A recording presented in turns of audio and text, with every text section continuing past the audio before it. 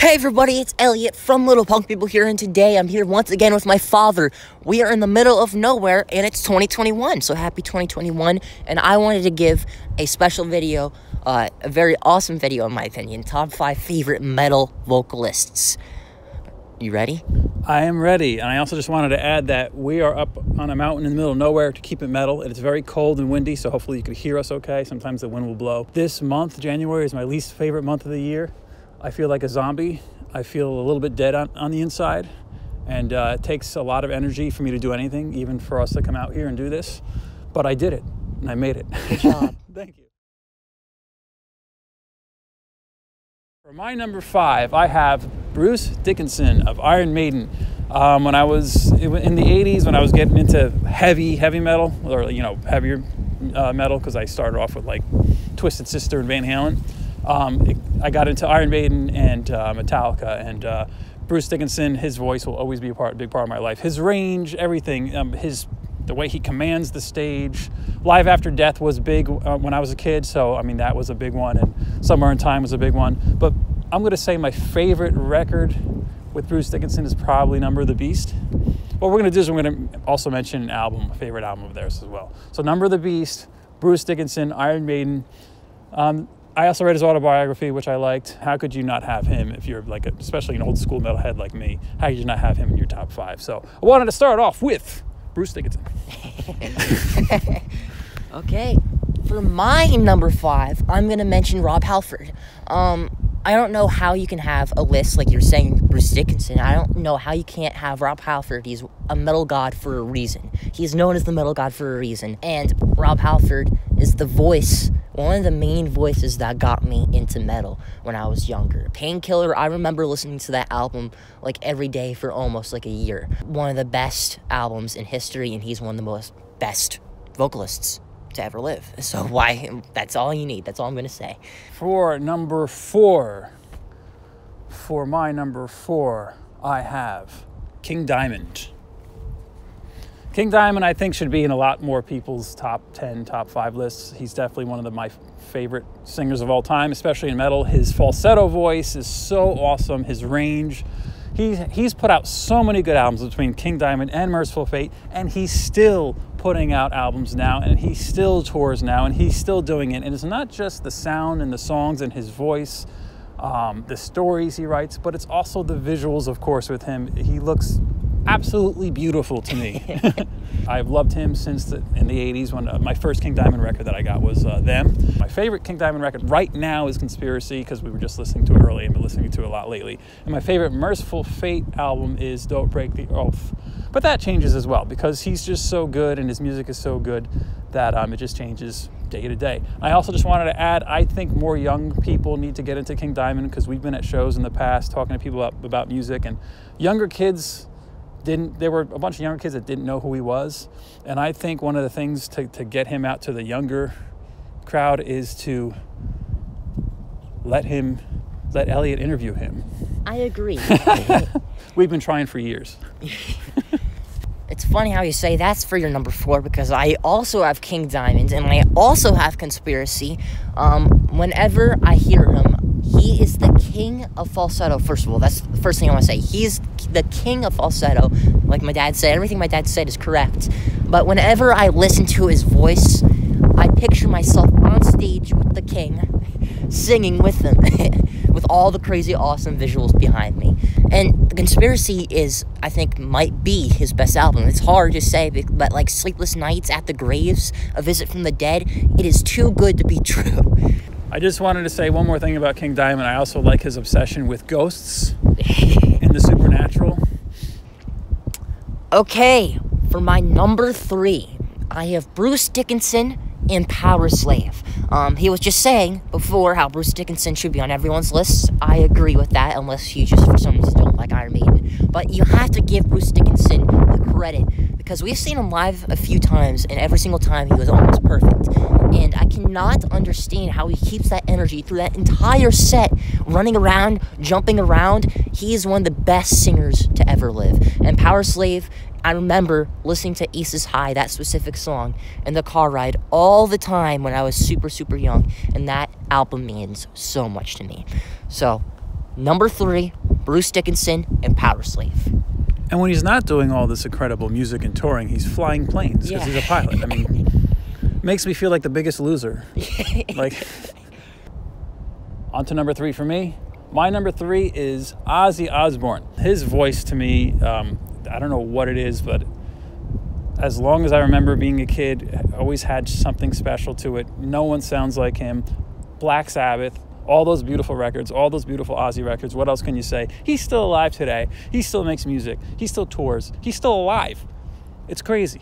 For records, I would say right now, Ozzy Osbourne, Diary of a Madman, and for Black Sabbath, Sabbath Bloody Sabbath.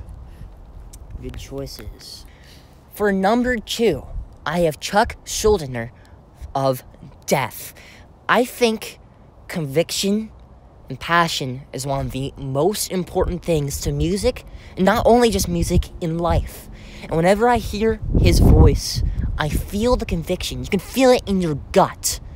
And also, I forgot to mention Spiritual Healing is my favorite album of his. It switches between Leprosy and Spiritual Healing, but his voice, on top of everything, is incredible. On top of playing all that crazy guitar is incredible. So you have to give him the credit, and that's why he made it to my top 5, and that's why he's at number 2. All right, so for my number 2, well, my hands are frozen. I'm so cool. For my number 2, I have James Hetfield of Metallica. I like Hardwired. I like the album. I love that they still tour. I love that they are still awesome people. And my favorite album from him, probably Master of Puppets. It goes back and forth between that and Ride the Lightning and Kill 'Em All. And I like Justice for All. And like I said, I like Hardwired. But his voice is unmatched. Great guy. And another reason why he's up towards the top, number 2, is because he let my son Elliot interview him. So coming from my perspective, I mean, you got to understand, like, growing up listening to Metallica, growing up listening to his music, and loving how awesome he is. And then I had no clue that I'd grow up to be a father to a son who hung out and interviewed him. One thing I just wanted to quickly say, some people think that Metallica sold out a little bit, playing all those giant concerts or whatever, but I think selling out would be stop playing music. I think Metallica is keeping the metal alive, and you gotta give it to them. For my number 1, we made it on this cold mountain. Well, not yet. Not yet. We still have to hike all the way down and make it through the rest of this, so. All right. Hopefully we make it. Okay, my number 1 is Ozzy Osbourne, and my favorite album entirely is Sabbath Bloody Sabbath. It's simple. He's one of the best ever to do it. He's one of the founding fathers of metal. He is one of the people that created the genre. And when you listen to his voice, I know what you're saying. When it feels like something about it makes you feel good. It gives me hope. It gives me happiness. It makes me feel motivated. Sabbath Bloody Sabbath has some of the best vocal melodies I think I've ever heard in my entire life. Spiral Architect, Looking for Today, Killing Yourself to Live, and Sabbath Bloody Sabbath. Listen to his vocal melodies. It is one of the best in metal, and his voice entirely is incredible. So that's why he's my number 1. Okay. And for my number 1, I have Rob Halford. And the reason why he's number 1, along with James Hetfield being number 2, is because he let Elliot interview him. And anyone that my son gets to talk to and interview, it just, they were already in my favorites, but it just puts them up to the top, number 1 and number 2. So Rob Halford, his voice is incredible. His conviction, like you say, is incredible. His range is incredible. He's just an awesome, genuine guy. He's funny. Everything about him. And his autobiography is incredible. And that also might be my number 1 autobiography of a musician that I've ever read. I mean, it's close. I got a lot, but it might be number 1. It's way up there. And my favorite Judas Priest album, I'm going to have to agree with you, with Painkiller. Yes. And the thing with this list, thank you for watching, by the way, but the thing with this list, you can switch around any of them, and it could still be a solid list, because they're all the best of the best. Comment down below your top 5 favorite vocalists, and talk about your favorite albums with each other, and I really hope you guys have a fresh awesome 2021 and that you all stay safe. And also make sure you follow us on Instagram, Little Punk People on Instagram, and Elliot Fulham on Instagram, and on Facebook, Little Punk People, and even on Twitter. And yeah, definitely give us your lists. We love reading your lists. And I'm just going to name a few people that I'm sure people were like, how come Dio didn't make the list? Believe me, we love Dio. We just had to pick. Yeah. We had to pick 5. So there's Dio, there's Lemmy, Motorhead, there's Phil Anselmo. I mean, there's so many incredible vocalists out there that I want to hear your top list. You can give me top 10, but please, let's talk about it, because it's the kind of thing that helps get me through cold, dark, deathly months like January. Yeah, sometimes you need a incredible... What are you looking at? My brain is frozen now. I can't really talk as well, and this is going to be fun to edit. And I think I'm done talking for the day. This is the end of the video. Thank you. Hello, YouTube watchers.